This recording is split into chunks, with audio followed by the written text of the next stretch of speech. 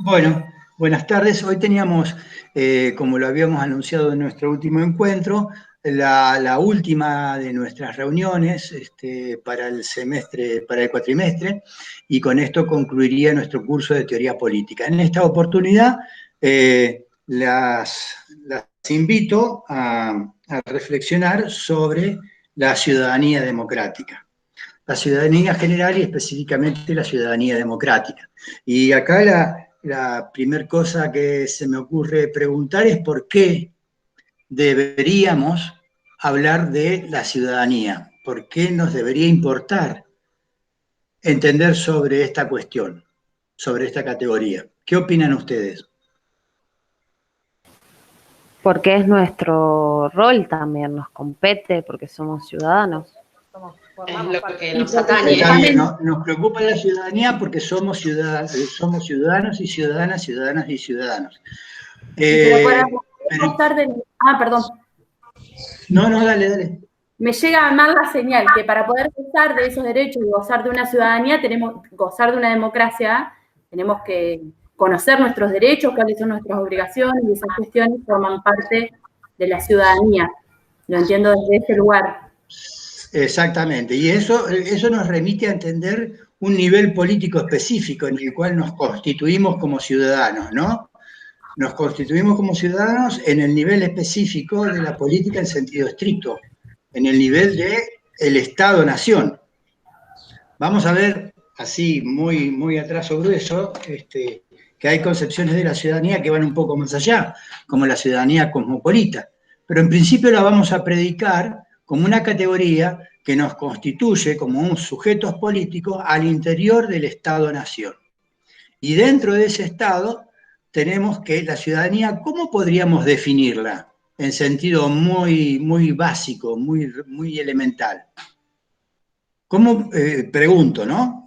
A ustedes, ¿qué les parece? ¿Cómo dirían ustedes hemos de definir la ciudadanía? Rápidamente. Alguien te pregunta, ¿qué es ser un ciudadano? ¿Qué es la ciudadanía? ¿Y vos qué respondés? Tener derechos y obligaciones.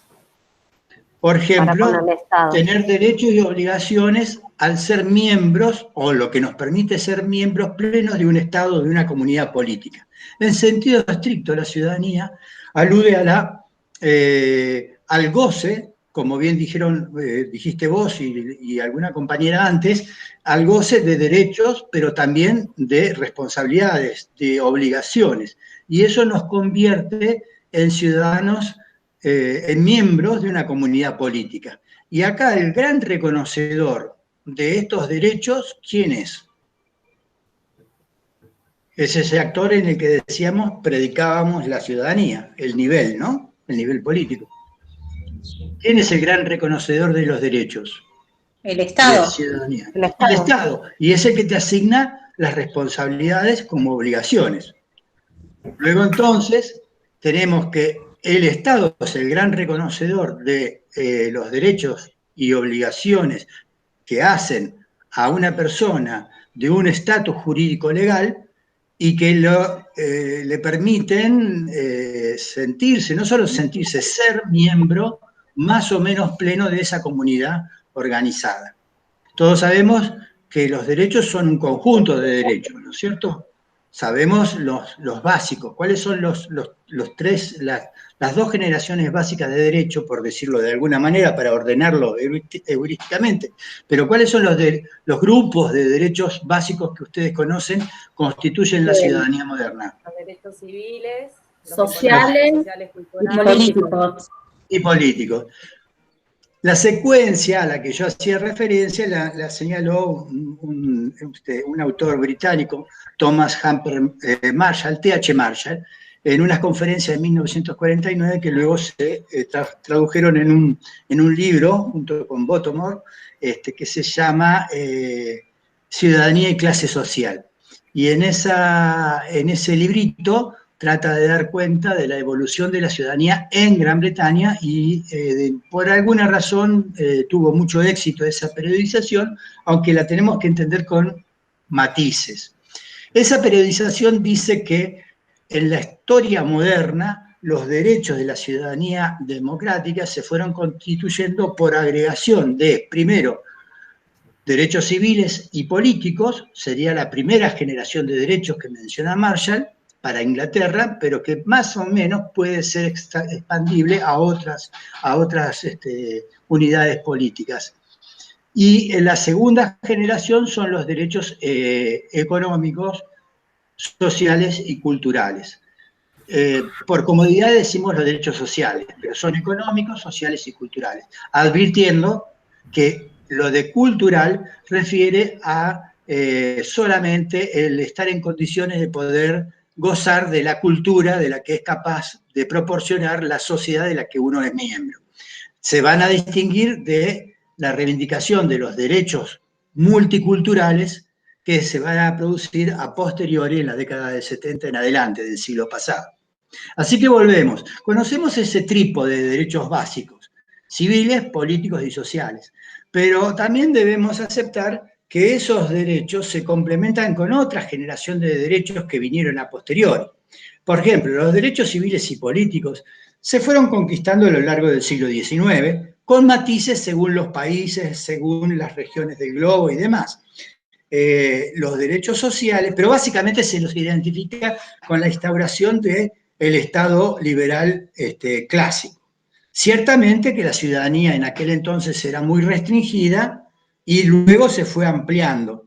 Y podríamos decir que la ciudadanía plena en términos políticos, o más o menos plena, se da recién a mediados del siglo XX, después de que haya triunfado relativamente el movimiento por los derechos de las minorías, sobre todo de las minorías negras en los Estados Unidos, por los derechos civiles. Por eso le digo que los políticos son quizás más tardíos, porque se dan plenamente con el sufragio universal masculino y también femenino, con la incorporación de la mujer, que viene dándose desde fines del siglo XIX. Entonces sabemos que esas dos generaciones de derechos, una fue alentada en principio por el Estado liberal clásico, vía expansión del sufragio universal. Recuerdo una vez más, la expansión del sufragio universal va como marcando esa revolución política que vertebra todo el siglo XIX y se proyecta hasta el siglo XX. La revolución económica era la revolución del desarrollo capitalista industrial. La segunda generación fue amparada por fue gestada al calor de la construcción de un nuevo tipo de Estado, que ya a esta altura ustedes saben cuál es. ¿Cuál es el Estado que reemplaza en la sociedad democrática y finalmente se hace hegemónica en Occidente, o más o menos hegemónica, al Estado liberal clásico? ¿Cuál es el tipo de Estado que lo reemplaza post Segunda Guerra Mundial? El estado de bienestar. El estado de bienestar. El estado de bienestar, correcto. Es el estado de bienestar el que reconoce finalmente la necesidad de este tipo de derechos y que está vinculado con las características que adopta el estado de bienestar, como las políticas de redistribución de los ingresos, la legislación laboral que hace a los derechos laborales, la constitución de bienes públicos universales como la salud, la educación, el transporte, la vivienda. Y bueno, estos culturales que les mencionaba antes. Pero luego la ciudadanía también se va conformando con nuevas generaciones de derechos ya de orden más indivisibles, como son los derechos a la paz internacional, los derechos al medio ambiente, a un medio ambiente sano, junto con los derechos los derechos de género, que se dan producto de la lucha del movimiento feminista, de igualdad de género, y finalmente... Perdón. Sí. Tengo una consulta. ¿Eso no serían parte de los derechos civiles también? ¿O me perdí en una parte? No exactamente. No exactamente. Los derechos civiles son básicamente los derechos que todos conocemos, están amparados en la Constitución Argentina y en todas las declaraciones de derechos, que vienen a ser el derecho a la vida, el derecho a la propiedad privada, el derecho a el acceso a la justicia, el derecho a no sufrir violaciones ni perturbaciones físicas por parte del Estado u otras personas, el derecho a la libre circulación, el derecho a la asociación, la libertad de movimientos, digamos, el derecho a la libre expresión, el derecho a la libertad de conciencia y así de seguido. Esos son los derechos civiles. Pueden haber otros tantos, ¿no? Pero esos son los derechos civiles. Luego los políticos, que tienen que ver con la posibilidad de que cada una de nosotros pueda, yo ya me identifico con la mayoría, pueda de alguna forma participar, influir en la toma de decisiones públicas. La idea es, básicamente, que todo miembro de una comunidad política sobre el que va a pesar las leyes comunes tenga oportunidad de influir sobre las mismas. Bueno, estos derechos políticos tienen que ver con, entonces, la posibilidad de elegir y ser elegido para cargos públicos dotados de autoridad, pero también de influir en la agenda pública, de manifestarse políticamente, de expresar sus críticas y apoyos, en fin, toda una serie de actividades que tienen que ver con la participación política que un poco vimos en reuniones pasadas. Derechos civiles y derechos políticos están de alguna manera vinculados. Y ya vamos a ver por qué, pero básicamente es porque solo mediante una igualdad civil, que sería cuando todos estemos dotados de más o menos los mismos derechos civiles, podemos pensar que entramos en la competencia política en igualdad de condiciones, o en cierta igualdad de condiciones, de donde la igualdad civil sirve de base para la igualdad política. Y a su vez, una vez que estamos gozando de ambos derechos, de ambas libertades, la libertad civil y la libertad política, también tenemos entonces la posibilidad de accionar desde la segunda, desde los derechos políticos, sobre los derechos civiles, para que se ensanchen. Pero ya dijo O'Donnell, Guillermo O'Donnell, cuando de tratar de superar ciertas desigualdades, es tan importante la participación, la movilización, la acción directa, la acción a través de los partidos, como fundamentalmente aquellos grupos que no tengan acceso naturalmente, que no tengan fácil acceso a estas reivindicaciones, las pueden hacer a través, en principio, del acceso a los tribunales de justicia.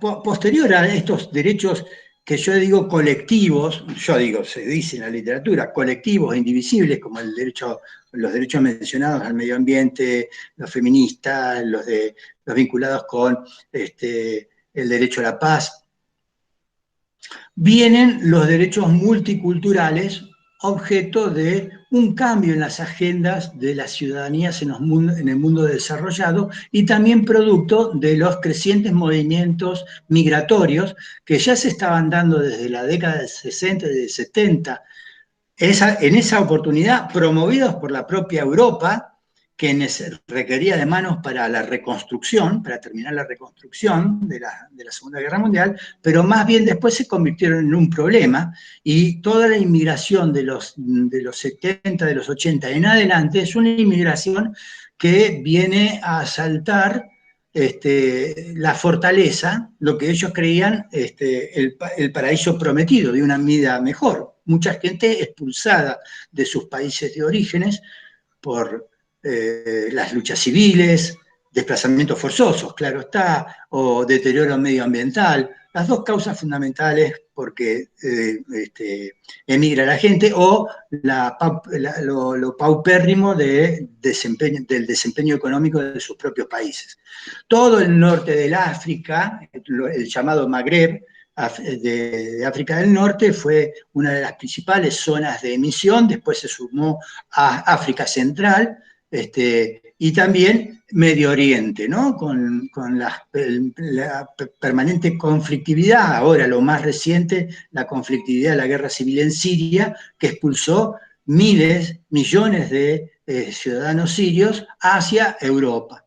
Europa empieza a ser, igual que Estados Unidos, por toda América del Sur y sobre todo América Central, así los europeos por África y Asia, empiezan a ser de alguna manera abordados por unas olas inmigratorias que plantean problemas de de derechos de ciudadanía, de cómo se integra el demos en la ciudadanía, de la ciudadanía. ¿Quién es el pueblo? Y en torno a esta pregunta aparece una de las concepciones de la ciudadanía, que es la del multiculturalismo, que es más que una concepción en sí, es una crítica a la concepción liberal. Pero no nos adelantemos demasiado. Hasta ahora vimos qué podíamos considerar como ciudadanía en sentido muy, muy estrecho y en sentido amplio, si consideramos toda esta cantidad de derechos que hacen a su estatus jurídico legal, pero también de responsabilidades. Esto es de obligaciones. Digo esto porque ya vamos a ver que en otro nivel también hay responsabilidades que tienen el nombre de deberes. Nada más que en este nivel, en el estatus jurídico legal de una persona como ciudadano, las responsabilidades tienen que ver con el cumplimiento de obligaciones, que son sancionables por el Estado, ¿verdad? Por ejemplo, las imposiciones fiscales. Ahora se discute mucho el impuesto a la riqueza. Una vez que eso sea sancionado, si es sancionado efectivamente, hayas estado en contra, no lo quieras aceptar, te parezca injusto o no, lo tenés que pagar. Y si no lo pagas, el Estado debería tener el poder de coerción para sancionarte económicamente. Si a vos no te gustan las condiciones de seguridad que experimenta tu barrio, el lugar donde vivís y que permanentemente cansada de ser objeto de maltratos y violencia urbana, sale algún familiar y mata a tiros al vecino o al motochorro o a quien sea que haya entrado en la casa. Y frente a la accionar policial que condena también al tipo que agredió como al tipo que se defendió, vos podés salir a la calle a protestar, cortar rutas, en fin, movilizarte, pero también puede ser pasible de una represión por parte del Estado porque estás desordenando el orden público. Que no lo haga muchas veces obedece más a órdenes superiores para no pasar a mayores y tener problemas de enfrentamiento con la policía por la cuestión de la represión policial. Pero no porque no hayas violado alguna norma que hubiese sido obligación del Estado sancionar. Y así de seguido, ¿no? Si las empresas coimean o no pagan sus impuestos o sobrefacturan o se prestan a manejos turbios con los negocios, también pueden ser sancionadas. Y así de seguido. Todos tenemos obligaciones que cumplir. La más básica es la de mantener el orden, guardar el respeto por la vida ajena, guardar el respeto por la propiedad del otro, y las cosas más elementales, respetar la ley y el orden establecido. Podés discutirlo, pero por la vía legal. Podés protestar en la calle, pidiendo permiso y autorización, y así de seguido, ¿no? Algo que parecería normal, estaría de más decirlo, pero que, dado la manera irresponsable en que practicamos estas cuestiones, se nos va de la mano permanentemente.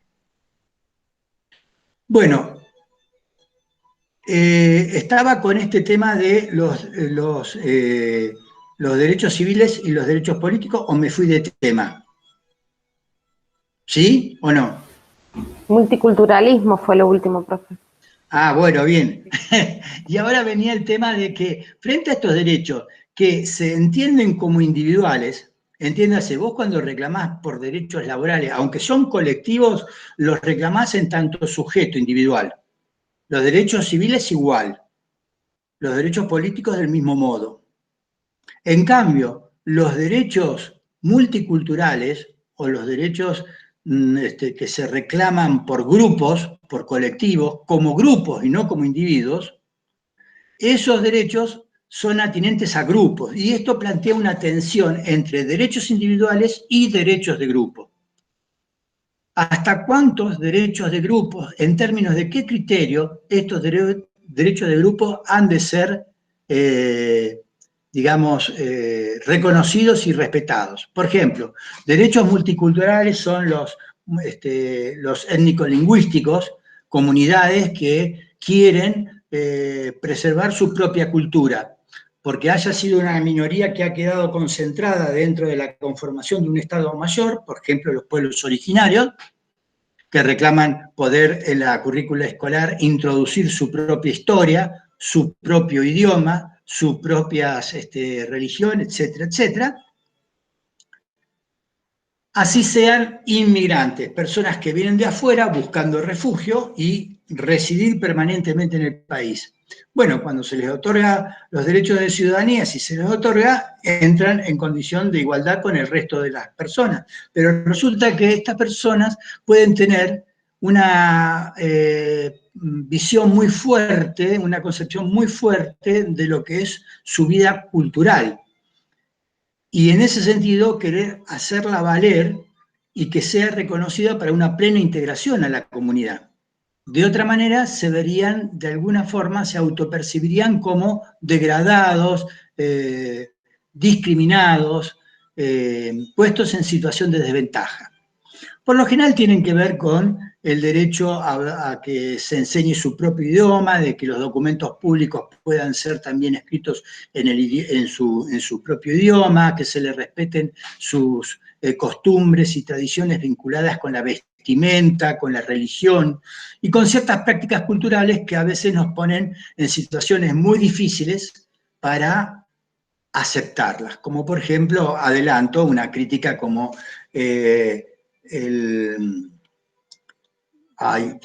tiene un nombre y nunca me lo acuerdo, cuando a la mujer se la apedrea por haber sido infiel a su esposo por vecinos y parientes, hasta la muerte. Eso es algo que uno no podría aceptar. O la ablación del clítoris femenino, o la subordinación de la mujer al hombre al punto tal de que la mujer tiene que salir acompañada de su marido o de el hombre mayor de la familia. O a la muerte del marido tener que casarse con su hermano mayor y cosas por el estilo. Son, la verdad que pueden ser costumbres ligadas desde su propia coordenada cultural, aceptables, pero que no serían tolerables por nosotros, y en ese sentido la tolerancia llama a pedir una integración paulatina a las propias tradiciones de la sociedad de recepción. Las políticas multiculturales no han tenido mucho éxito en otros países. Bueno, esto es una cuestión polémica que yo no la conozco mucho, pero uno ve a través de noticias y demás como en el corriente de las sociedades, en el deporte, en la calle, en el trabajo, en las fuerzas de seguridad, por ejemplo, en África, en África por supuesto, en Inglaterra, en Francia, en Alemania, en España, las gentes provenientes de Europa del Este, provenientes de África, provenientes de Pakistán, de la India, son como una, digamos, minorías, pero que son cada vez más relevantes, ¿no? Es de lo más común ver oficiales de las Fuerzas Armadas británicas que son indios, o pakistaníes, que usan turbantes en vez de casco. Así lo mismo en Canadá, pero más fuerte en Francia, por ejemplo, donde todos los suburbios y barrios enteros son de color, ¿no es cierto? Lo mismo que en Estados Unidos. Hay toda una franja de estados del sur de Estados Unidos que el Spanish English ya es moneda corriente, y en muchos hogares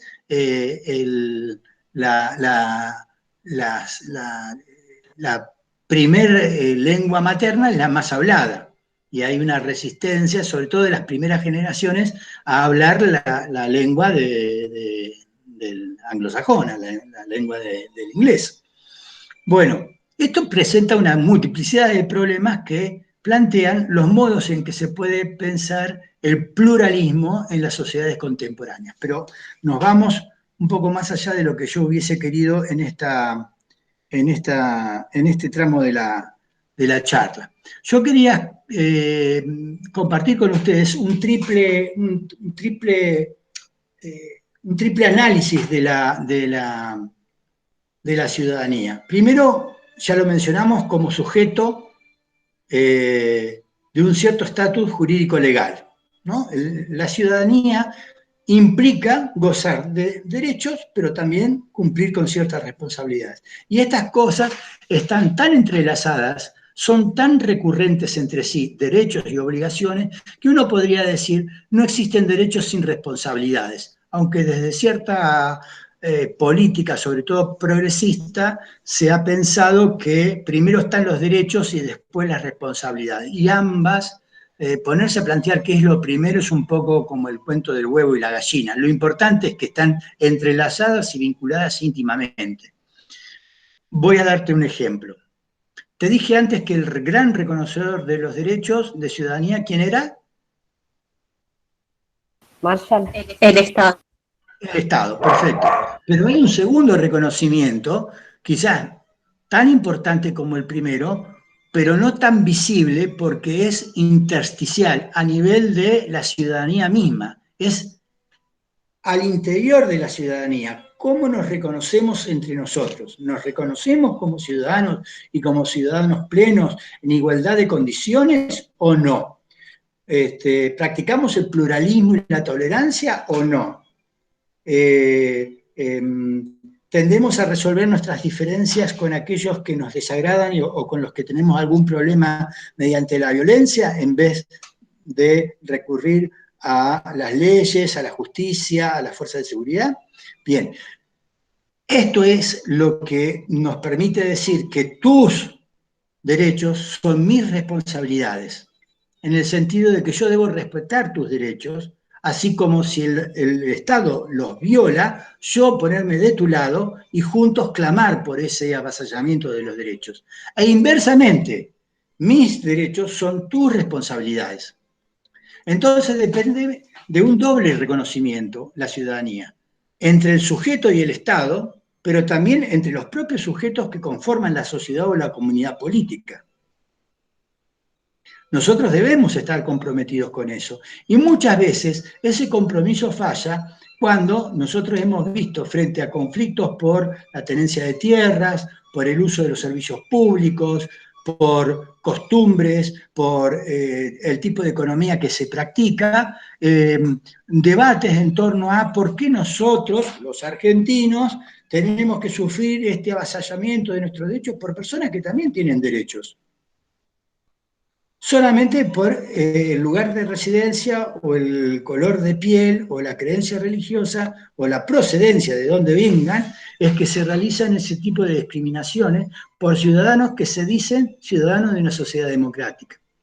Una sociedad democrática, más allá de que pueda ser violentada desde afuera, lo es, y más hoy desde adentro, por la propia ciudadanía, cuando con estos comportamientos desmienten la entidad, la fortaleza de nuestra sociedad como sociedad democrática. Y esto me lleva al segundo nivel. El primero era el estatus jurídico legal. El segundo nivel que les propongo de análisis, de acercamiento a la idea de ciudadanía, es el de virtudes públicas, como, entendiéndolas como conjunto de comportamientos deseables. Obligatorios, no, deseables. Nadie te va a venir, el Estado no va a venir a penalizarte si vos no barrés las hojas de tu vereda y no juntás las hojas que en la calle se juntan. Pero ciertamente puede ser el producto, cuando esto es colectivo, de un problema. Cuando llueve mucho y de repente se tapan las bocas de desagüe y todos protestamos porque no se han hecho las obras de infraestructura que se deben. Pero empezaste con vos que no querías limpiar la calle y hacer la parte que te corresponde. Lo mismo que mantener tu jardín limpio. Porque si vos no lo mantenés limpio, lo dejás crecer y demás, mañana vienen ratas, vos no las sacás y las ratas se van a lo del vecino y además de perjudicarte a vos, perjudican a cualquiera en términos de salud pública. Y así de seguido, son tonterías, pero son las cosas que nos hacen, de alguna manera, poder vivir en una sociedad más tolerable, más atractiva. Que vos puedas dejar tu bicicleta sin mayor seguridad más que un candado y una soguita en aparcaderos públicos, que no los hay, pero si los hubiera, debería ser lo suficiente. No, tenés que asegurarla porque muchas veces te encontrás con la cadenita y a veces sin la cadenita. Y tenés que poner rejas en las puertas de tu casa y poner sistemas de alarma y de seguridad y monitoreo y demás, porque te roban a cada rato. O pasan vándalos que nunca se los puede distinguir por las cámaras de seguridad y te arruinan el frente no una vez, 2, 3, 5 veces, y así de seguido. O, bueno, qué sé yo, desde ya entra dentro del campo económico, desde los que acaparan productos para esperar a venderlos a mayor precio, pasando por los que te venden comida vencida, y así de seguido. Hay un montón de cosas. Bueno, eso serían, no serían virtudes públicas porque de ser, digamos, sorprendidos en esos actos deberían ser sancionados por el Estado. Estoy pensando más que nada en actitudes que deberíamos tener de cotidiano. Que si rompemos un coche en el estacionamiento y nadie nos vio y no está el dueño, le dejamos un papelito. Mirá, te choqué el coche, lo lamento mucho. Este es mi seguro, este es mi celular, me llamo fulana de tal. Cualquier cosa, comunicate inmediatamente. No te puedo encontrar. ¿Pero qué? ¿Qué encontrás vos cuando te chocaron el coche? No encontrás a nadie. Nadie te dejó un papelito. Si perdés la billetera y te la devuelven, es un santo el tipo. Yo una vez perdí la billetera y me la devolvió con todo adentro y me sentí como obligado a darle una recompensa. Pero en realidad el tipo hizo lo que debía hacer. Recogió la billetera, me llamó al celular y yo recogí eso. Otras veces he perdido, qué sé yo, la medalla del perro con el nombre, el celular y todo, y nadie me la devolvió. Y así de seguido. Ahí en la clase En fin. nombra la cooperación, ¿no? Como punto de la modernidad, Claro, que se toma la cooperación entre ciudadanos. Exactamente. Hay cooperación que es un poco como obligatoria. Por ejemplo, la cooperadora del colegio. Los padres que no pagan la cooperadora del colegio en el colegio público le llaman la atención, le dicen 1, 2, 3 veces. Posiblemente no le puedan hacer nada, pero, a ver, te llaman la atención. Pero la cooperación y la confianza son dos cosas que damos por hechas, sobre todo los argentinos, y no es así. No es cierto que esté en nuestra ADN cultural, en nuestra cultura cívica y política, una propensión a la cooperación y a la confianza. Déjenme abrir un paréntesis y decirles, ¿qué entienden ustedes por confianza?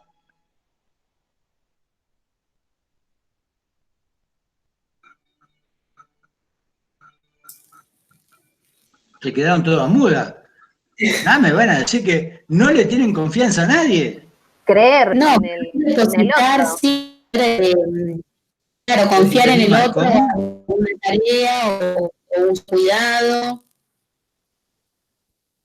Como que uno confía en la responsabilidad del otro para el convivir o para, digamos, puede ser alguien más cercano o alguien más lejano.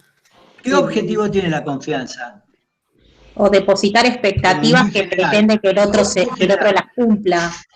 Expectativas que el otro pueda cumplir, ¿de acuerdo? Y expectativas positivas, si no sería desconfianza. Lo vamos a tomar en términos de confianza. La confianza es eso, la expectativa acerca del compromiso de los otros para con nosotros respecto del cumplimiento de ciertos comportamientos.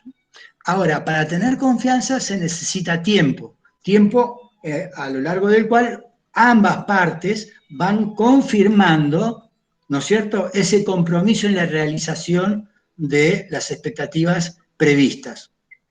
Por eso se necesita tiempo. En Argentina no hemos tenido tiempo para construir confianza porque fueron más las épocas de desconfianza, de confirmar expectativas funestas de los demás para con nosotros y viceversa, que más que confianza, este es un pueblo de desconfianzas, ¿no? Estoy generalizando y puede ser discutible por cualquiera de ustedes lo que yo estoy diciendo. Pero la confianza también lleva a facilitar la cooperación voluntaria, porque cuando yo tengo confianza en el otro, me comprometo con el otro en acciones cooperativas para alcanzar objetivos que individualmente no podría lograr. Desde la construcción o mejora de una escuela para la cual no le llega el presupuesto oficial estatal y que mediante la confianza y la cooperación recíproca todos nos involucramos para lograr tener esa aula extra, tener una instalación de calefacción a tiempo para el invierno y cosas que podamos la comunidad llevar adelante. Son mínimas, como antes dije, acerca de la solidaridad y las acciones más bien pequeñas en términos macro, que solo la intervención estatal soluciona definitivamente. A ver, le quiero dar... Profe, yo lo Sí. asociaría ahora en este momento con el uso del barbijo, por ejemplo, y el distanciamiento social. El Estado está confiando en la responsabilidad individual. Bueno, es un creo buen que ejemplo. Yo, por ejemplo, dando. soy un remiso, pero no por un militante contra la no vacuna, el no barbijo, el no COVID. No, no. Soy un irresponsable. Me olvido el barbijo, me lo llevo colgando de una oreja, me lo pongo mal. Y la verdad que eso está mal, eso está feo, ¿viste? Es así. Pasa que Tenés uno no razón. está acostumbrado, y es acostumbrarse de un momento para el otro. Si bien ya hace muchos meses que lo venimos usando, a mí ayer también me pasó, salí, tenía que ir al médico, me fui sin barbijo, tuvimos que dar la vuelta y volver a buscar el barbijo, porque obviamente no me iban a atender, y es como que uno, sobre todo si estás medio apurado, no estás todo el tiempo pensando en que lo tenés que usar.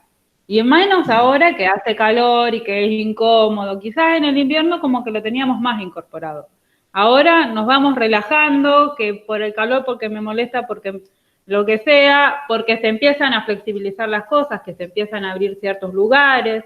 Bueno, Creo que ¿ves? todo eso también genera un estado de que uno se confía de la situación y el Estado empieza a confiar en que por la costumbre, digamos, por el tiempo que venimos transitando, que la gente lo haya incorporado como un hábito. Y la verdad, no lo hemos incorporado. Bien, ahora unamos todo esto que acabamos de decir. Quiero decir, una política pública para prevenir o amortiguar los problemas que puede presentar una epidemia de esta naturaleza requiere de la confianza y la capacidad de cooperación, no solo de distintos niveles de gobierno nacional, provincial y local, sino también de los diferentes poderes, el poder político, el legislativo y el judicial, como de las fuerzas de seguridad, tras el mismo objetivo, guardando coherencia y demás, y la propia ciudadanía, desde estas cuestiones que estamos viendo, con confianza y con capacidad entonces de cooperación, todos ayudaríamos a que si las políticas estuvieran bien diseñadas y cada quien cumpliese correctamente su rol, las cosas habrían resultado un tanto distinto. Las políticas públicas se miden sobre todo en función de cómo se van construyendo y de los resultados, que hacen como una especie de feedback acerca de dónde se falló. Bueno, si hoy la Argentina ocupa el segundo lugar, creo yo, si no me equivoco, en cantidad de muertos por millón de habitantes, algo se ha hecho mal.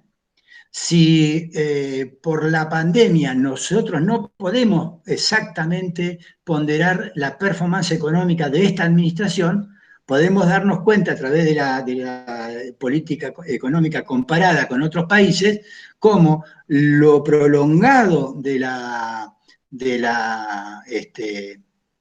aislamiento que se dictaminó como política oficial, creo que hay forma de demostrar que perjudicó y perjudicó más que lo que ya venía perjudicada el funcionamiento de la economía. Y eso se tradujo en parate económico, reducción de la actividad económica, mayor desempleo, mayor pobreza, que va a terminar siendo del 40, 45, 50%, no sé cuánto, y eso ayudó, entre otras cuestiones, donde también intervienen otros factores, a la inestabilidad económica financiera, ¿no? Monetaria y financiera, generando a su vez más presión sobre todos esos otros indicadores. La inflación es una gran distorsionadora de precios relativos, como una estática que te impide escuchar las señales del mercado y que por el otro lado, fabrica pobres permanentemente. ¿Quién iba a dudar de que íbamos a tener este saldo de pobreza que después se recupera, cuando se recupera la economía, como pasó en el 2001?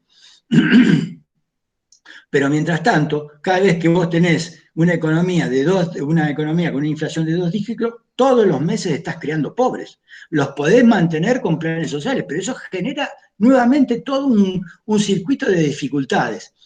Y así es como nos vemos embrollados en un círculo vicioso. Pero volviendo a la ciudadanía, ahí la ciudadanía tiene ciertas responsabilidades. El tercer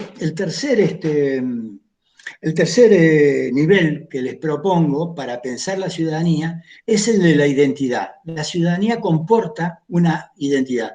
Ser parte de la ciudadanía implica sentirse parte de un todo mayor, de un nosotros, que se distingue de un ellos, bien, de acuerdo, que son los residentes o ciudadanos de otras unidades políticas. ¿Cómo nos vincula a esos, a esos otros, a esa otredad? Está en ver cómo se define esa frontera. La identidad tiene una doble cara, hacia adentro y hacia afuera.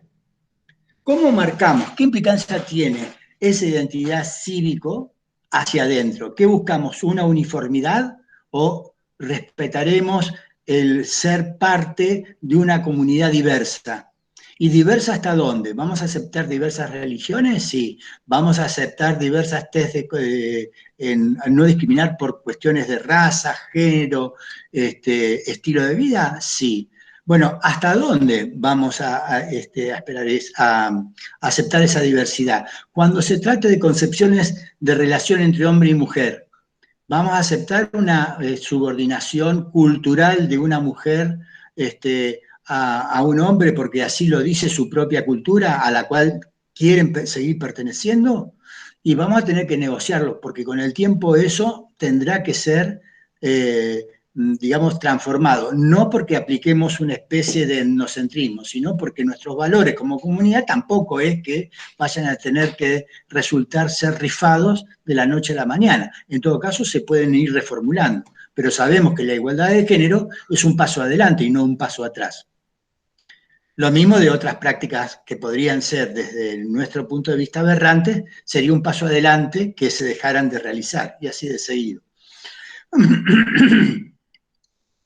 Esa identidad tiene para el gobierno del Estado una ventaja fundamental. Cuanto más fuerte es la identidad, más posibilidades hay de que la ciudadanía soporte los yerros del gobierno de turno, las disfunciones del mismo. Todo gobierno comete errores, todos. Ahora, cuanto más fuerte sea esa identidad, más lealtad se tendrá al nosotros y en ese sentido al gobierno. Siempre que se considere al gobierno como representante de nosotros, ¿no? Pero ojo, porque esa identidad puede también ser gestionada políticamente como una uniformidad que excluya no solamente a las otras ciudadanías, sino al interior de la propia, del propio demos a ciertas partes de la población. Es un poco el planteo que a mí me parece se desprende del populismo. De nuevo, un término que nos puede llevar a muchas discusiones porque ya se vio como algunas perspectivas lo rescatan como una forma lícita de generar una democracia más radical, tipo Chantal Mouffe, pero también no podemos desconocer que tiene sabor esa uniformidad que se busca entre nosotros y ellos, un sabor medio autoritario, que en algún punto se va a imponer sobre la posibilidad de oposición o de disenso interno. Eso es lo que opino yo, puede ser discutible. Y hacia afuera, bueno, también tiene su problema. ¿Cómo nos vamos a definir frente al extranjero, al extraño, al foráneo? ¿Vamos a practicar xenofobia? ¿Vamos a evitar esa discriminación agraviante? ¿En qué sentido nos vamos a situar respecto del extranjero? En Estados Unidos hay una minoría blanca, una primer minoría blanca, que es muy xenófoba, son los blancos protestantes anglosajones que miran a todo aquel que tenga ribetes de inmigrante, una espalda mojada, ¿viste? Esos que cruzan el Río Grande. Y en Europa lo mismo. Serás todo lo capaz que vos quieras y no vas a dejar de ser una sudaca, por progresistas que se crean. Hay sociedades que marcan identidades muy fuertes y en términos contenciosos. Pueden comerciar, bárbaro, pueden formar coaliciones de seguridad, ¿no? Como la OTAN y demás, pero otra cosa es cuando se trata de aceptar en la propia sociedad a esos inmigrantes que quieran residir en ella. Insisto, y ya no solo los pobres de las periferias pobres, sino quizás los que por diversas razones quieren migrar de sus países de origen. La ciudadanía en ese plano, en el plano de la identidad, y que no deja de ser consistente con el estatus jurídico legal, pero presenta muchos problemas. Cuando vos discriminás a minorías por el origen, por la procedencia, evidentemente le vas poniendo trabas al ejercicio efectivo de su estatus jurídico legal. Supongamos que lo tengan reconocido. Le pones un obstáculo, ¿por qué? Porque no le vas a permitir progresar en alguna idea de derechos especiales de grupo. Hablando de esta cuestión de la identidad y ya metiéndonos en el tema de la crítica del multiculturalismo a la concepción liberal, quiero decir lo siguiente. El multiculturalismo lo que está dando cuenta es de que la sociedad contemporánea se ha vuelto eso, pluralista en términos culturales.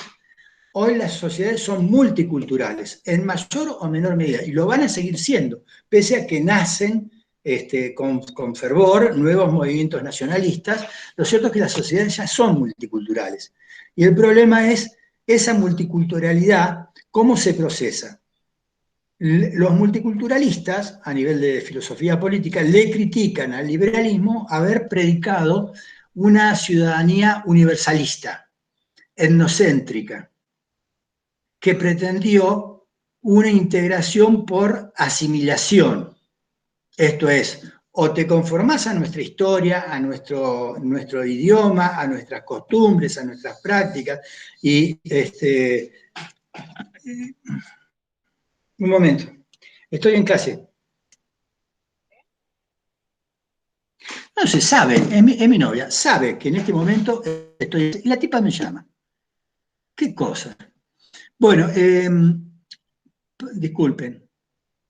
Entonces, frente a ese intento liberal de reconocer o querer, digamos, reconocer una uniformidad en función de la cual se termina suprimiendo, aculturando, forzando a una integración en los propios términos, negando la autopercepción de esas personas, este multiculturalismo viene a señalar que eso mismo es una dificultad para una verdadera integración.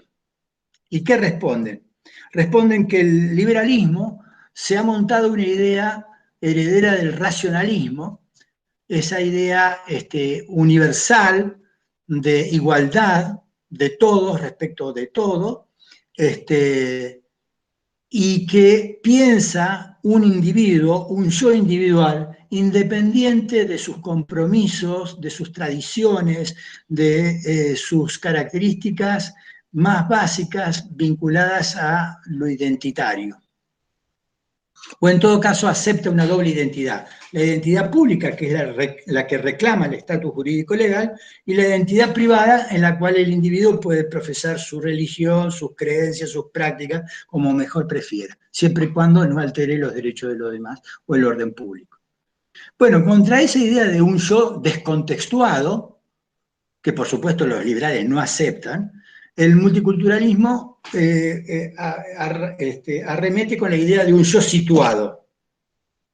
Un yo que hay que entender es el de un individuo que es tal en tanto que miembro de un conjunto de tradiciones, de costumbres, de perspectivas del mundo en el cual nace. De otra forma, no tendría posibilidades de establecer ningún tipo de juicio si careciese de ese marco referencial para poder evaluar la realidad.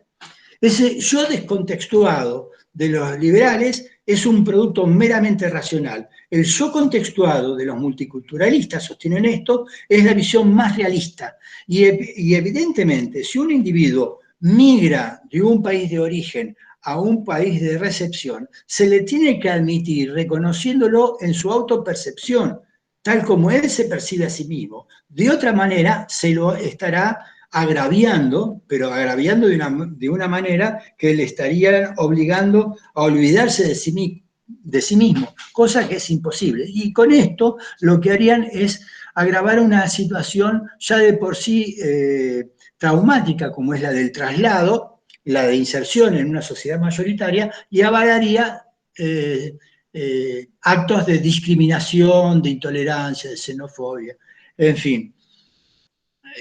Frente a esto hay un autor que ustedes tienen para leer, Wilkin Lika, un filósofo político canadiense, que trató de, por muchos criticado, trató de conciliar los derechos multiculturales con los derechos individuales, los derechos de grupo con los derechos individuales. Entonces el tipo dice, mirá, hay ciertos derechos colectivos como los derechos especiales de representación, los minusválidos, las mujeres, porque pueden ser mayoría, pero en términos de poder son minoritarias, los pueblos originarios, los pobres. Con eso no hay problema, de distintas formas dentro del encuadre liberal, de la concepción liberal de la vida que se pueden, y política, de la vida política, se pueden tramitar. Luego están los derechos de autodeterminación, esos son más difíciles de tramitar porque, claro, en la medida en que vos reconocés derechos de autodeterminación, ¿cuál es la lógica? Derechos de autodeterminación respecto de unidades subnacionales que quedaron encapsulados dentro de la formación del Estado-Nación y que no han perdido su coherencia, sus tradiciones políticas, su tradición, su propio lenguaje, sus tradiciones y su historia. El caso de, por ejemplo, paradigmático, el caso de España. España, muchos han dicho, es una expresión geográfica. El Estado español es una superestructura política superpuesta a una serie de autonomías regionales. Por ejemplo, las más conocidas por ustedes, la Comunidad Autonómica el Estado catalán y el vasco. Claro, la autonomía de Cataluña, la autonomía del País Vasco, la autonomía del País Gallego, la autonomía de Andalucía, y así de seguido. Esos son todos, digamos, sistemas políticos que tienen un alto grado de autonomía, pero están supeditados al Estado político español, y ahí tienen sus representantes y demás. Pero hay algunos de estos sectores, como por ejemplo el País Vasco, que incluso en la década del 70, del 60 y del 70, promovió, 70 del 80, no me acuerdo exactamente, promovió la conformación desde el Partido Nacionalista Vasco de su brazo armado, la ETA, que produjo con la concepción de atentados públicos urbanos, promovió cientos de muertes. Ahora se desmovilizó la ETA. O el reciente movimiento nacionalista catalán, que también fracasó, pero que está expresando la presencia de una minoría importante que en algún momento va a querer más independencia. Como quiera que sea. ¿En el caso de Escocia, con respecto a Inglaterra, es similar?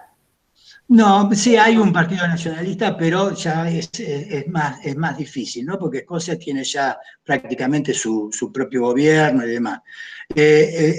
Hay problemas con otros países, como por ejemplo, en Francia, la población musulmana está amenazando con progresar demográficamente al punto de superar digamos, la dimensión demográfica de los propios nacionales autóctonos franceses. Entonces eso plantea problemas. ¿Qué pasará con ese aumento demográfico musulmán cuando crezca y tengan ya posibilidad de ser ciudadanos plenos con capacidad de voto? ¿Qué pasará con cuestiones tan arraigadas en la República Francesa como la independencia del Estado respecto de la religión, ¿no? La educación pública laica y así de seguido. Y en España y en Estados Unidos también tenemos este problema de la creciente pasó a ser la primera minoría, la minoría latina. Ya vos ves en CNN la cantidad de representantes de origen latino que hay en el gobierno de los Estados Unidos. Todavía no llegan, bueno, llegó un negro, Barack Obama, falta que llegue una mujer y finalmente le tocará el turno a los latinos. Y en Canadá también hay problemas de este tipo, por ejemplo, con los inuits, que es los pueblos originarios, y la parte, ustedes saben que hay una parte de la mayoría de Canadá es anglófona, pero hay una parte que es la provincia de Quebec, con la ciudad de Quebec, que es de habla francesa, de cultura francesa. Y hay un permanente ahí debate en torno de si quieren independencia, hay un movimiento quebequés, pero que no va a progresar, son minoritarios, pero que postulan la necesidad. De hecho, en Quebec vos hablás francés primero, antes que inglés. Y ese es el idioma casi oficial. Esos problemas de autodeterminación como grupo colectivo, dice Kim Lika, son difíciles, pero hay que tratarlos, porque en su lógica extrema, ¿a qué llevan? A la secesión, y ningún Estado acepta pacíficamente la secesión de parte de su territorio. Ahora, los derechos que realmente se han vuelto un problema urticante de este tiempo son los problemas de los grupos que reivindican derechos en términos colectivos de derechos étnico-lingüísticos y culturales. En este sentido, como dije antes, lo que pretenden es preservar su propia historia, su propia habla, sus propias costumbres y tradiciones dentro de la propia sociedad de llegada, digamos. Y Kim Lika dice, mira, en estos casos hay dos tipos de grupos colectivos, uno que sí puede aceptar el liberalismo y uno que no debería poder aceptar, por principio. El que debería aceptar son el de las protecciones externas protegiendo al colectivo que demanda sus derechos respecto de otros colectivos, de otras minorías que pudieran agredirle, o de una cultura mayoritaria que podría resultar opresiva. ¿Hasta cuándo respetar esos derechos colectivos externos, defensivos? Es una cuestión de discusión, hasta es una discusión el plantear si es necesario estos derechos colectivos. Por el otro lado, los derechos que reclaman ciertos colectivos para, en nombre de la cohesión, poder imponer normas dentro de su propio grupo, pueden atentar contra las libertades individuales de los grupos, de esos mismos grupos que, para evitar la secesión, la fuga de estos individuos, pretenden derechos especiales sobre los mismos. Estos últimos derechos internos, no intragrupales, no entre grupos, sino intergrupales, al interior del grupo, son los que no debería aceptar un liberalismo. De todas maneras, la cuestión es esta. La ciudadanía, ¿comporta o no comporta un costo? Y ese costo no debería pagarse, dice Sartori, que es un liberal conservador, que ya se lo he mencionado. Si el pan no es gratis, ¿por qué habría de serlo la ciudadanía? En estos términos, el tipo sostiene en un texto que también tiene a su disposición, de manera muy poco panfletaria, si ustedes quieren, muy encendido, la necesidad de que aquel que emigra, bueno, que sepa que emigra a otro país va a tener que pagar un costo. Aprender el idioma, básicamente, y bueno, y luego después se verá si se le puede dar o no cabida en la currícula a cosas como sus tradiciones, su historia y demás, sino que conformen sus propias agrupaciones. Pero, por el otro lado, sostienen, aceptar esta integración multicultural, ¿a qué nos llevaría? A una sociedad de grupos, a una sociedad multicultural, pero de grupos estancos encerrados en sí mismos. Bueno, la discusión está abierta. Ciertamente que no puede tratarse de una ciudadanía uniforme que no reconozca las identidades autopercibidas de los individuos, y en la medida de lo posible hay que practicar políticas de acomodamiento. Para esto es necesario el pluralismo y la tolerancia, y por el otro lado tampoco podemos permitir, digo, para que sea viable una sociedad que sea multiétnica en términos de derechos de grupo, porque entonces cualquier grupo, ¿cuáles serían los criterios para aceptar, limitar los derechos de grupo a unos específicos y no a otros? ¿Cuál sería el criterio para aceptar que, lo llevo a un grado absurdo, que alguno de ustedes presente alguna demanda de derechos especiales para dar el final respecto de otros? Bueno, podrá ser atendible, legítimo, pero si plantean una cosa, ¿cuál va a ser el límite? Lo podrían plantear todos, y cuando lo planteen todos, entonces el sentido del examen sería completamente arbitrario. Bueno, yo no digo que acá esté concluida, es para pensarlo, ¿no? Este asunto de si a las personas las debemos concebir en función de su autopercepción, yo creo que en parte sí. Por ejemplo, lo veo muy claro en las cuestiones de género, pero también entrañan algunos problemas cuando esas comunidades pretenden arrogarse derechos exclusivos en función del grupo. Por ejemplo, como los grupos originarios pretenden hacerse con territorios. Bueno, eso lo pueden negociar, pero no ir por la fuerza, por los mismos. Me estoy refiriendo a los mapuches en el sur. Así como también no se puede someter a la discriminación que son sometidos los pueblos originarios en el norte. Caso paradigmático, los com. Bueno, a esos tipos se los tiene en la mayor de las miserias. No sé si están documentados, pero sí están siendo objetos de una injusticia flagrante, y poco se le va la voz por estos pueblos. En este sentido deberían existir otros movimientos sociales y partidos que se hagan cargo de esas demandas inaudibles, que son además demandas insignificantes en términos de lo que es este país. Bueno, vamos a hacer un recredito, son 18:34. Empezamos a las 17:30. Para el final de la clase, háganme acordar que les dé 3 razones de por qué esta clase es importante. ¿Sí? ¿Me lo van a hacer acordar? Ay, les veo una cara de mentirosos. Bueno, hacemos un receso de 5 minutos y estamos, ¿de acuerdo? Murió Maradona. Qué bárbaro, ¿no? Bueno, está un poco charlatán. Lamentablemente era un destino que se veía venir por su situación. Sí, claro que sí, claro que sí. Pero están medias Demasiado calladas, ¿están deterioro. cansadas? Sí. Pregunto, ¿están demasiado cansadas? ¿Están cansaditas? Fin de año, profe. Sí, sí. Es fin de Fin de año, año. profe. Claro. Estábamos Muchas tareas, todo junto. Sí, porque les veo muy, una cara muy de cansada. desesperanza. Debe estar descansada.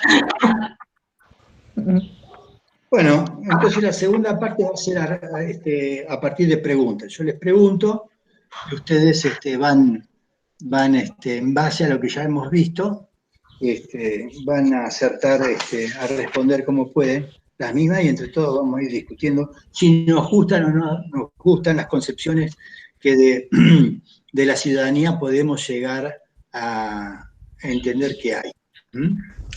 Bueno, Además, ustedes pueden proponer su propia concepción. Bueno, un segundo. 5 minutos. 18:36, 18:41 estamos en lisa. Yo no sé para qué me hago el mate. Voy a hacer una cosa. Voy a aplacar después me voy a olvidar, lo dejo así. Ay,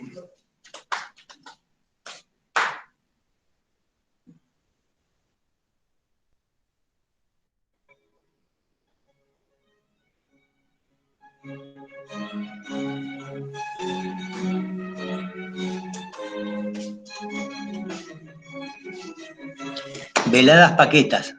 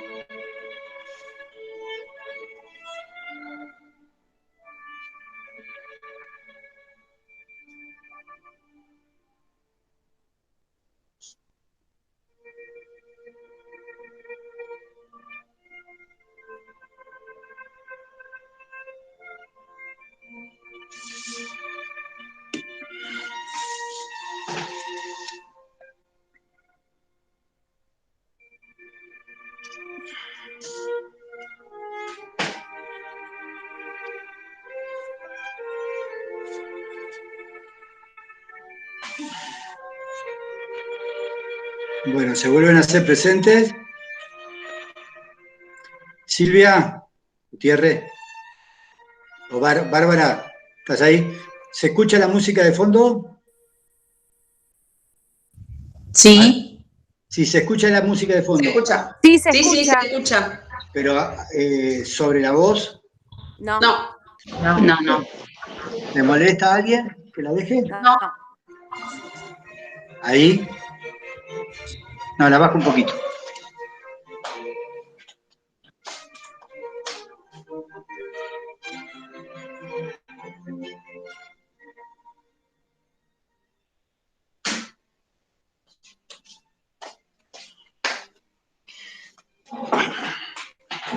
Bueno. Bueno, 18:44. Tenemos 18 y 10, cuanto mucho, tenemos que cortar ahí porque quiero 3 antes, a las 18. Quiero ver 3 puntos con ustedes, finales. Bueno, 19 horas. entonces, ¿cómo? No a las 18. A las 19 horas, no a las 18. Claro, a las 19. ¿Yo qué dije? 18 horas. Lo que es la vejez, chicos, lo que es la vejez, no se lo desea a nadie. El otro día encontré a mi novia el toallón enrolladito, ¿viste? De bañarse, de secarse. En vez de estar con las toallas, estaba acá con los manteles. Papito hace esas cosas. Dios mío, Dios mío. Para terminar, el otro día estuve, no les miento, 5 minutos desesperado buscando el celular. Pero ¿y dónde lo dejé? ¿Dónde lo dejé? ¿Por qué no me llamás? Tiene que estar por acá. Lo tenía en la mano. En la mano lo tenía. ¿Me entendés? Síndrome de burnout, profe. Esa es la vejez. Dios. Burnout. Bueno, chicos, hay en las páginas de la clase escrita, hay algunas de estas concepciones, muy a trazo grueso, porque tampoco le vamos a pedir algo muy detallado, y ahora le voy a explicar por qué. Hay distintas concepciones de ciudadanía, que pueden ser la liberal, la republicana, la cosmopolita, como de alguna manera respuesta a la liberal y republicana, sobre todo a la liberal, la comunitaria, la multicultural y la democrática radical. Y por último, claro, estaría la feminista, que a mí no me... Bueno, querría ver ustedes cómo lo plantean. Porque cada uno de estos términos, salvo el de comunitario, el de multicultural lo acabamos de ver, tanto el término liberal, que lo vimos en Estado, que lo vimos en democracia, tanto el concepto de republicano o ciudadanía republicana, vimos algo cuando vimos el concepto de Estado y algo también en democracia. Cosmopolita no lo vimos nunca. Y radical, sí, democrática radical lo vimos en democracia, ¿no? Díganme, ¿cómo sería la concepción liberal de la ciudadanía?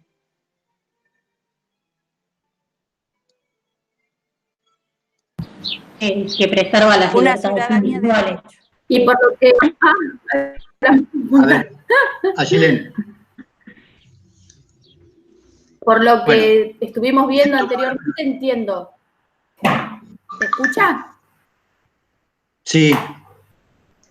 Como que tiene el modelo liberal o la ciudadanía liberal, como que tiene una idea universalista de la ciudadanía, como la idea de homogeneizar, que es lo que estuvimos tratando anteriormente. Lo que estábamos viendo, homogeneizar en términos de considerar que todos los individuos tienen la posibilidad de participar políticamente, influyendo en las decisiones a través del voto.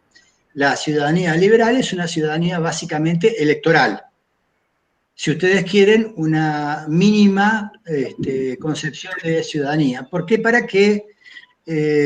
Para los liberales la ciudadanía no es fundamentalmente una categoría que tenga que ver con la participación política, aunque sí tiene que ver, sino fundamentalmente con la posibilidad, qué lindo baño que se dio ese chico, sino con la posibilidad de preservar un conjunto de libertades fundamentales para las personas.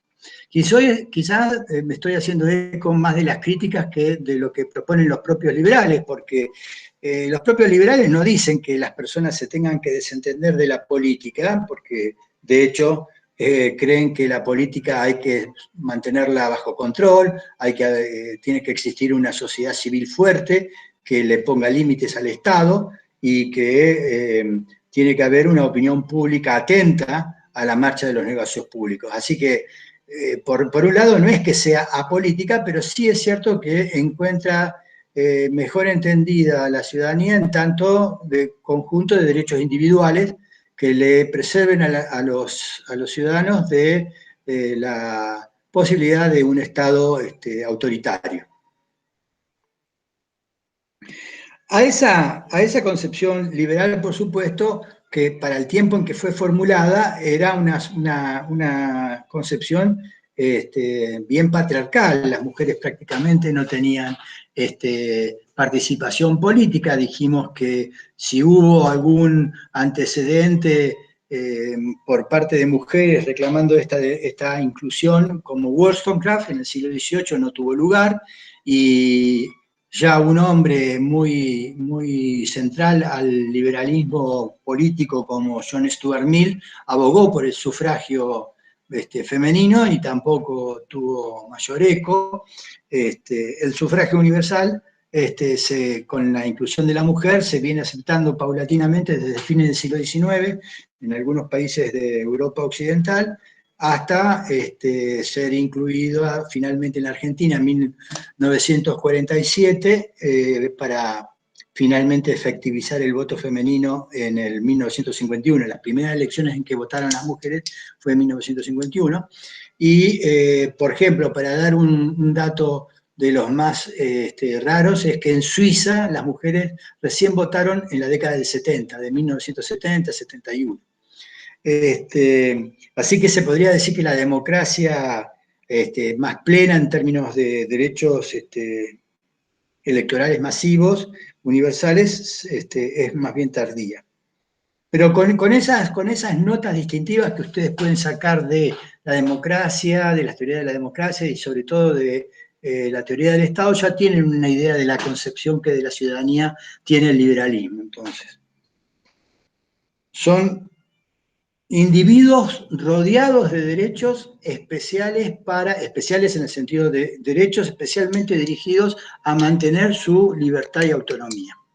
Algunos discuten esta cuestión, pero bueno, en definitiva, eso es lo que aparece como más sustantivo en esta concepción. Luego, la republicana tiene muchos puntos de común con la liberal. Ustedes recuerdan que el Estado bajo la concepción republicana era un Estado regido por las leyes, también lo es para el liberalismo. Era un Estado que quería darle parte del poder a todos los sectores relevantes, y en ese sentido el republicanismo popular confiaba en la soberanía popular, en la intervención del pueblo. Y el ciudadano liberal, en la concepción de la ciudadanía liberal, en principio se manejó con una ciudadanía restringida, que luego se fue ampliando. Así que en esto no hay mucha diferencia, salvo sí que el liberalismo más conservador siempre tuvo sospechas, sobre todo a lo largo del siglo XIX, respecto del principio de la soberanía popular. Y por eso optó, antes que por democracia, entender por gobierno popular el gobierno representativo, poniéndole límites con instituciones contramayoritarias como los tribunales de justicia, como la división de poderes y la independencia del Poder Judicial, precisamente. En cambio, los republicanos piensan, sobre todo los populares, ¿no? Piensan en un gobierno ancho, con una participación popular. Y en este sentido, la ciudadanía republicana es muy exigente. ¿Qué exige? Exige con ciudadanos muy comprometidos con el espacio público, con el apoyo a la ley, pero también con el debate público. Esto nos recuerda a las teorías deliberacionistas y participativas. Cada una por su lado vendrían a confluir en el republicanismo. El republicanismo, la ciudadanía republicana, sobre todo en la vertiente del republicanismo popular, se entiende como una ciudadanía comprometida con el bien público, dispuesta a subordinar los intereses particulares a ese bien público, con el respeto a la ley y sobre todo con el cumplimiento de las virtudes cívicas. Yo no les dije algo que puede ser interesante para todos. Estas virtudes cívicas tienen que ver con el compromiso con lo público, el deber de obediencia, el deber de participar en las discusiones públicas y así de seguido.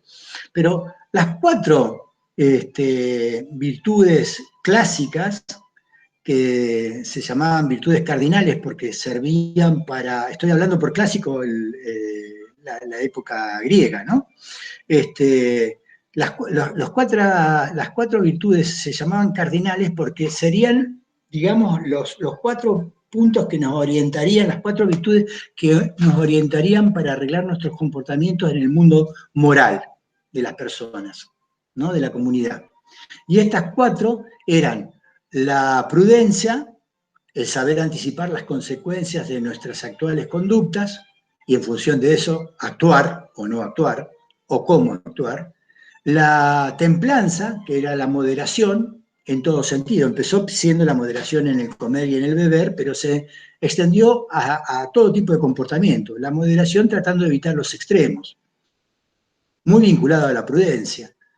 En tercer lugar, la fortaleza o el coraje, la capacidad de enfrentar el peligro sabiendo de las consecuencias, tratando de defenderse y de defender al otro. De otra manera serías un audaz. Coraje tenés cuando vos enfrentás el peligro sabiendo lo que entraña. De otra manera serías simplemente un inconsciente. Me tienen medio loco con eso del lenguaje. Y por último, la justicia. Entonces dijimos la prudencia, la templanza, el coraje y la justicia, que no es la justicia natural, no es la justicia divina, es la justicia que cada uno de nosotros percibe como tal y trata de perseguir en el día a día. Y entre todos logramos cachitos de ella. Desde este punto de vista sabemos cuán lejos estamos de poder siquiera estar a la altura de estas virtudes. Bueno, como quiera que sea, las virtudes cívicas para el republicanismo es central. La idea del ciudadano para el republicanismo, la idea de la ciudadanía republicana es la de una ciudadanía comprometida participativa, altamente implicada en los asuntos públicos y muy consciente de sus deberes, de las virtudes cívicas. Por último, la ciudadanía cosmopolita es la que advierten algunos que frente a la globalización se va constituyendo en la medida en que los estados en el mundo están cada vez más integrados.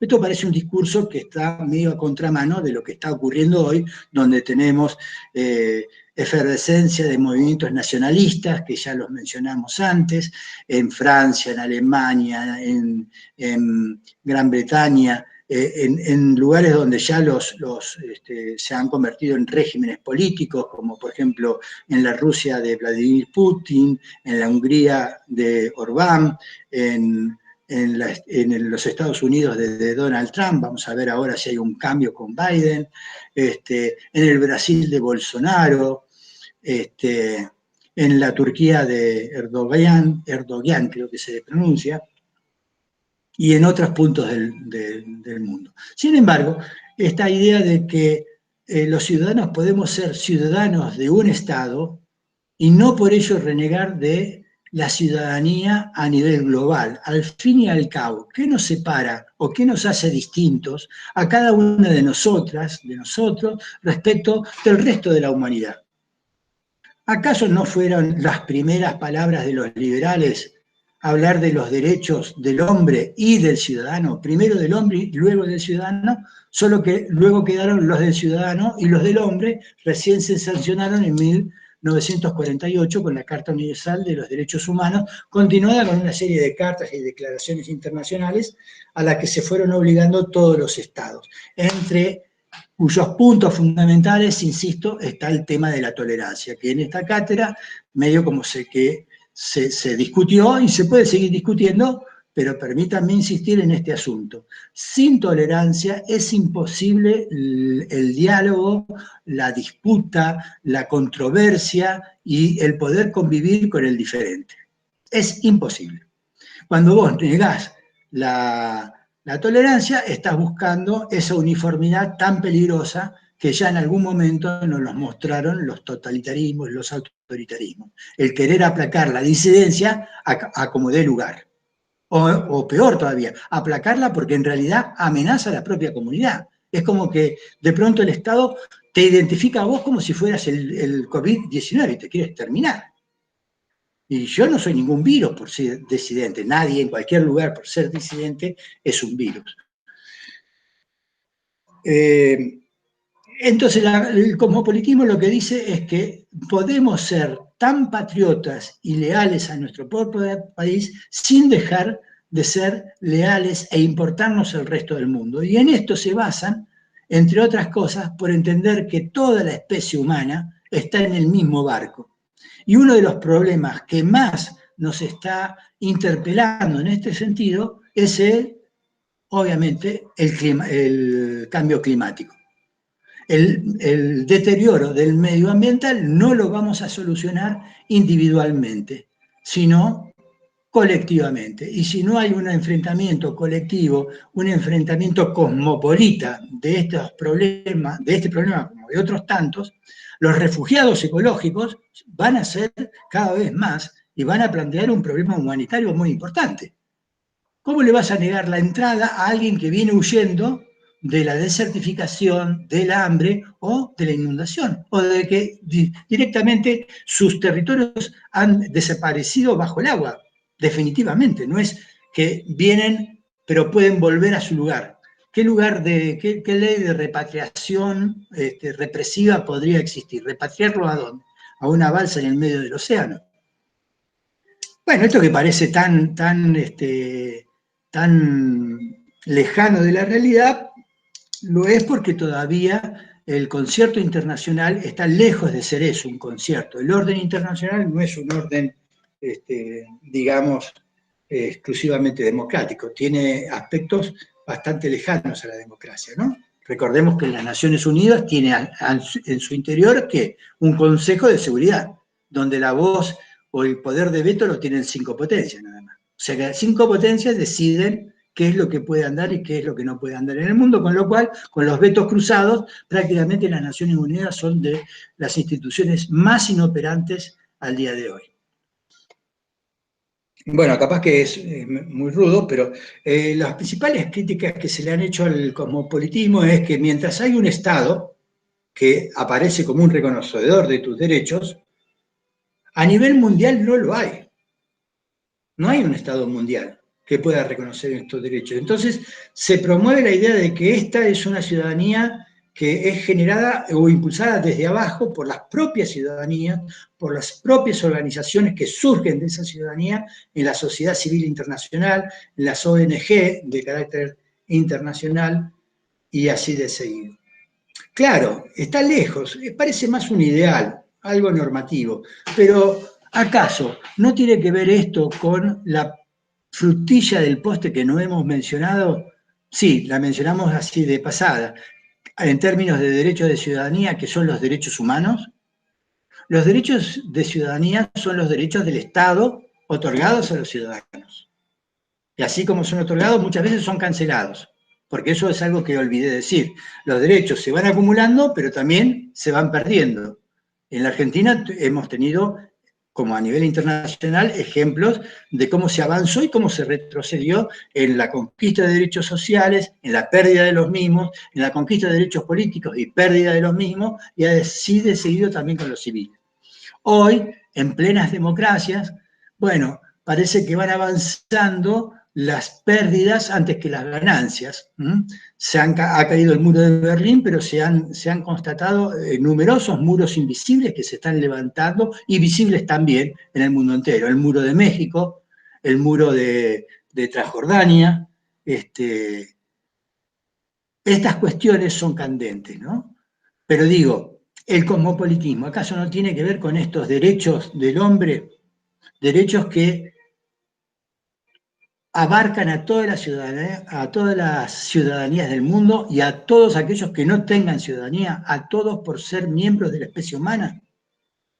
Derechos que no son otros que los derechos civiles, los derechos políticos, los derechos sociales, los derechos a un medio ambiente sano, los derechos a la paz, los derechos a la igualdad de género y así de seguido.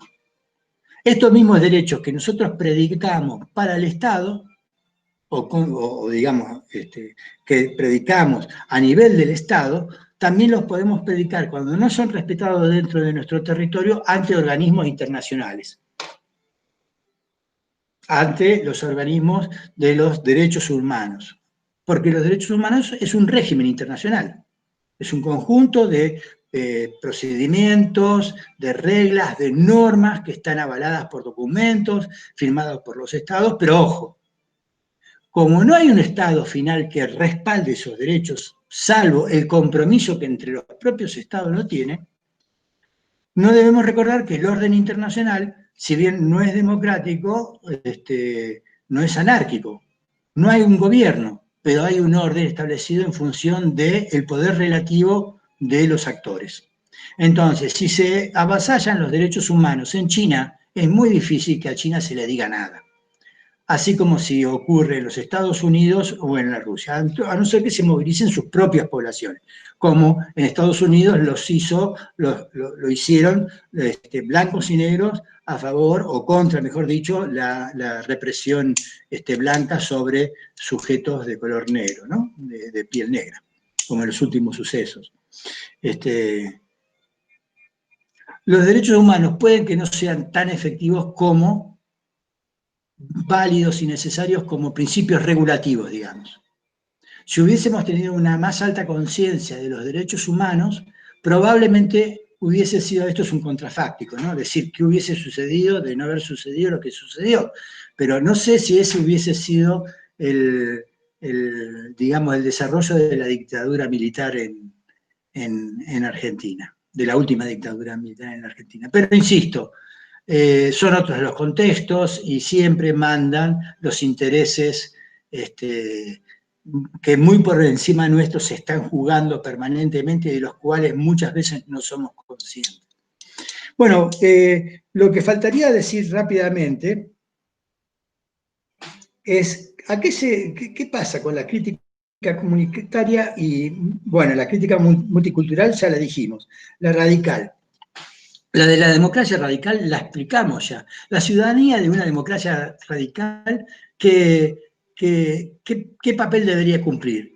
Nada, el de una participación, pero directa, peleando por evadir o sacar o complementar, pero en la medida de lo posible, superar las instancias representativas y tomar parte en un nuevo modelo de sistema político, donde la soberanía popular se pueda ejercer en primera persona. Eso implica, más allá de las consideraciones filosóficas que pueden entrañar tanto de derecha como de izquierda, sobre todo de izquierda, un sesgo autoritario, no, perdón, digo mal si dijera especialmente de la izquierda, porque derecha e izquierdas populistas son para mí propensas al autoritarismo. La derecha explícitamente, y la izquierda solo que no ha logrado constituirse en régimen político, un populismo de izquierda. Pero en la medida en que lo sea, conlleva ese peligro. Para mí es una cuestión sumamente disputable. La comunitaria, yo quería señalar que esto deviene de un debate anglosajón, sobre todo, y especialmente en Estados Unidos, a nivel de la filosofía política, entre lo que se llamaron los liberales versus los comunitaristas. Los comunitaristas, en algunos aspectos, comparten algunas críticas del multiculturalismo y entienden con el republicanismo que la ciudadanía ha de ser una ciudadanía activa, comprometida, pero ¿comprometida con qué? Comprometida con una identidad nacional a la que le deben todo y en función de la cual pueden formular sus juicios de valor. En ese sentido, para el comunitarismo como para el republicanismo, la ciudadanía es importante, pero mientras que para el republicanismo la ciudadanía tiene que implicarse en el debate público sobre y desde el cual saldrían los valores últimos que el Estado debería implicarse, perseguir, en el comunitarismo esos ideales, esos valores últimos ya estarían dados. ¿Por quiénes? Por la costumbre, por las tradiciones, por las organizaciones ya establecidas. Y en ese sentido, bueno, se opone tanto al republicanismo como en parte, obviamente, al liberalismo, porque al liberalismo le acusa más o menos, en los mismos términos que el multiculturalismo, el liberalismo ha dado una expresión muy débil de la comunidad, basado apenas en un conjunto de libertades, exagerando la figura del individuo y adelgazando hasta evaporar la idea de comunidad, siendo la comunidad la matriz del individuo y no al revés. Y bueno, y hasta acá llego. El feminismo lo que ha realizado es una crítica de la ciudadanía liberal en los términos que ya lo deben haber recontra estudiado con Erika, donde, claro, Erika de pronto rescata el feminismo ya en tiempos tan tempranos como la Edad Media, bueno, yo no iría para tanto, pero digamos, el movimiento feminista, que primero fue sufragista por los derechos políticos, luego más amplio, el movimiento feminista, que luchó por la igualdad de géneros, y ahora en una implosión de subgéneros, desde los más radicales a los más contemporizadores con la estructura actual de la situación política y social de la mujer en un contexto de relaciones con los hombres, como desde feminismos cuasi de derecha hasta feminismos de izquierda, hay una variedad de temáticas, de agendas, que es más que la mera lucha por la igualdad de géneros. A veces es una igualdad en términos de similitud, que los hombres y las mujeres tengan exactamente el mismo trato. Otros dirán, no, a la mujer se la debe tratar en las condiciones específicas en que es mujer, y en esas condiciones específicas son distintas a las del hombre. Por ejemplo, la mujer da a luz, y necesita periodos de licencia mayores que el de los hombres. Algunos dicen que hombres y mujeres deberían compartir todo el proceso, pero de este modo casi nadie trabaja, digamos. Bueno, más allá de las bromas, hay infinidad de cuestionamientos, desde interpelaciones al propio Estado hasta interpelaciones a la propia sociedad. Es así que el movimiento feminista es un movimiento nada más que fragmentado en no sé en mil, pero en muchas subramas, que no todas entre ellas son compatibles. Ahí están los trabajos de Rita Segato y de una serie de feministas que seguramente Erika se ha encargado de participar, y no creo que deban ser dejados de lado. Para poder, digamos, ir más allá del mero planteo de que el feminismo planteó la crítica a la división público-privado que hacía el liberalismo, al patriarcalismo que pone al hombre en una posición ya desde el mismo origen de la familia, en una situación de superioridad respecto de la mujer, a los patrones culturales que reproducen este machismo, este sexismo que hace de la mujer un objeto pasivo de la hazaña y de la fortaleza, de la fuerza bruta del hombre. Creo que más allá de ello hay que indagar en estas cuestiones para ver en qué medida esto va camino a constituir una sociedad de iguales o a buscar un lugar privilegiado para un sector, aunque sea mayoritario de la población, las mujeres.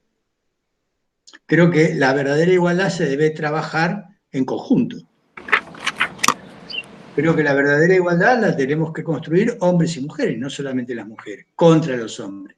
Eso es una lucha de sexos, es una lucha de género. El problema, no sé si se escucha. ¿Sí? El problema, creo yo, en este momento con respecto al tema del feminismo es, o por lo menos lo que uno observa desde los medios de comunicación, de las redes sociales y demás, yo por lo menos lo que veo es muchísimo ataque al hombre. O sea, creo que, no sé, mi punto de vista, sin ofender a nadie, vuelvo a repetir como la vez pasada. Yo lo que veo es que sí, está perfecto que traten de buscar algún sentido de igualdad, eso no lo discuto en absoluto. De hecho, sabemos que de alguna manera siempre la mujer fue más relegada. Pero yo lo que veo es el ataque permanente. Lo que yo veo en los medios de comunicación, en las redes sociales y demás, es un ataque constante hacia el hombre. No sé si eso es acertado. Desde mi punto de vista, no, en absoluto. No sé qué opina el resto. Es lo que yo problemático. Siento, ¿eh? Es problemático, coincido con esa apreciación, que obviamente no es de todas las feministas, pero sí, hay lo que se llama ese feminismo nazi, feminazi, o no sé cómo le dicen algunos, que es ese feminismo extremista que yo creo que hace más mal al movimiento que bien, porque lo que hace es que el hombre, en todo caso el hombre en situaciones de poder y no tanto, se sienta más amenazado, más combatido que reclamado a tratar de superar estas diferencias que a veces se vuelven agraviantes, o muchas veces se vuelven agraviantes respecto de la mujer. Digámoslo, la ciudadanía debería estar comprometida con un ideal de libertad y de igualdad que no sea el mero igualitarismo, sino la idea de que podemos ser diferentes y desiguales hasta el punto en que la desigualdad no comporte situaciones agraviantes. Claro, a eso me refiero precisamente, porque si yo gano lo suficiente, yo entiendo el debate, yo los acompaño de alguna manera en el sentido siempre y cuando se prevalezca el respeto hacia el otro. Yo lo que puedo observar, creo que también sale por ahí mucho a la luz el tema de cuando se generan mucho los conflictos. Y creo que también eso no ayuda a que el resto de la sociedad lo considere como algo serio. Me parece, capaz me equivoco, pero yo creo que sale mucho de la parte agraviante. Y sí, no sé, es lo que choca, o al menos me pasa a mí, no sé. Yo digo una cosa, por ejemplo, yo que ya pasé por 2 divorcios, más allá de que las leyes muchas veces están pensadas para otra realidad, que no es la actual, pero a lo mejor no era la mía, pero sí la de muchos otros matrimonios donde la mujer ha dejado todo para que su marido pueda desarrollar su vida económica y demás, y por lo tanto, bueno, a la hora de la separación tiene que haber una repartija y demás, pero lo decía por otra cosa. Lo decía en términos de, no sé por qué dije yo pasé por dos, eso es autorreferencial de gusto nomás. Lo que quería decir era que en el régimen de nación, las mujeres, y creo que en provincia pasa lo mismo, se jubilan antes que los hombres. O sea, adquieren el privilegio del retiro. Bueno, vamos a decir que es un privilegio el del retiro, no es tanto privilegio, es una condena en este país, pero supongamos que yo tengo que esperar 5 años más que una mujer para poder jubilarme. Yo no vi al movimiento feminista luchar por una igualdad del régimen jubilatorio. ¿Me explico? La lucha de hombres y mujeres tendría que ir enhebrándose y buscando las situaciones de desigualdad de las mujeres respecto de los hombres, donde perjudiquen a las mujeres, y las relaciones de desigualdad, donde esas desigualdades se vuelven agraviantes para los hombres. Pero no pasar al prejuicio de que ante un conflicto de intereses, la mujer siempre va a estar, de alguna manera, en una situación de privilegio en cuanto a la... digamos, a la respuesta de la justicia respecto del hombre. Bueno, no sé, eso no, estoy haciendo un análisis, estoy emitiendo unas opiniones medias gruesas. Bueno, son 19:18, yo no las quiero entretener mucho y quería 3 cosas decir. ¿Por qué hoy la ciudadanía es la pregunta que nos tenemos que hacer? Porque creo, y con esto repito y les recuerdo, la ciudadanía es la infraestructura de la democracia. No está la democracia antes que los ciudadanos. O mejor dicho, la democracia lo que viene a hacer es darle instrumentos adicionales a gente que ya luchó para conseguir algo que después se llamó democracia.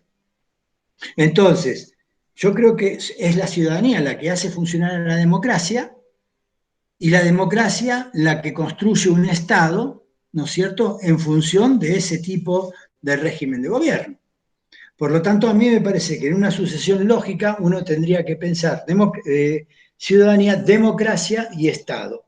Aunque hay procesos de recursividad, ¿no? El Estado conforma ciudadanía, la ciudadanía conforma ciudadanía. El Estado conforma democracia, la democracia conforma ciudadanía, la ciudadanía conforma democracia, la democracia conforma Estado. Y también transitividad. El Estado conforma a los ciudadanos y los ciudadanos conforman el Estado.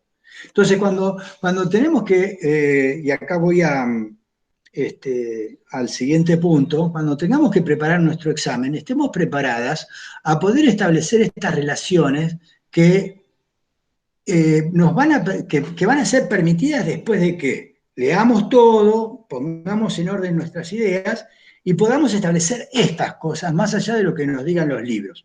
O apoyándonos en lo que dicen los libros, nosotros vamos y establecemos todas las relaciones que se nos ocurran.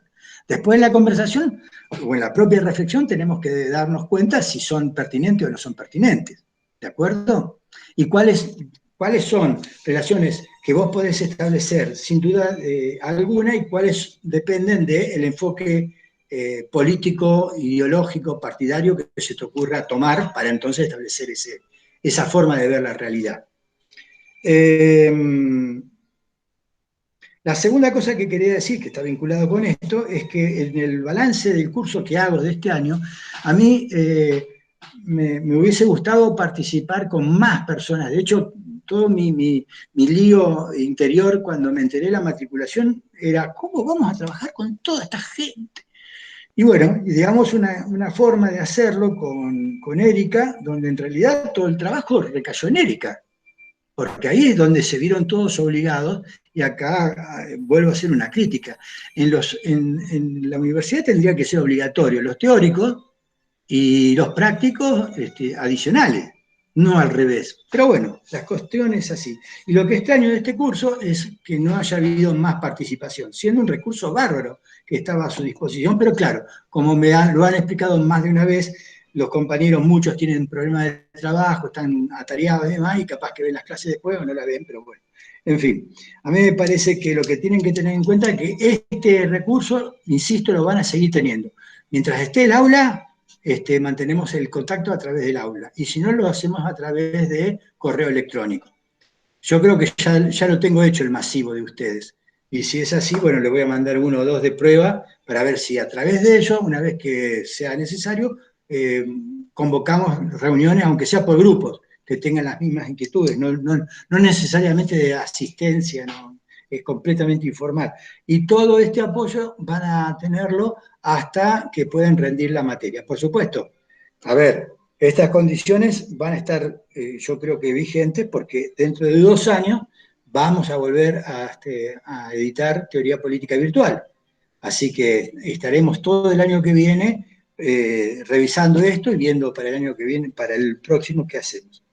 Y por último, y ya me quedan menos de 10 minutos para decirlo, quiero darles un agradecimiento muy importante a todas ustedes que han estado acá firmes, no fueron más de 20 personas, y bueno, eso merece un agradecimiento. Yo soy injusto, pero a la vez quiero ser parcial, y no tomé el nombre de quienes estaban y quiénes no estaban, porque así quedó definido. ¿Se acuerdan que tuvimos una diferencia de opinión en las primeras clases?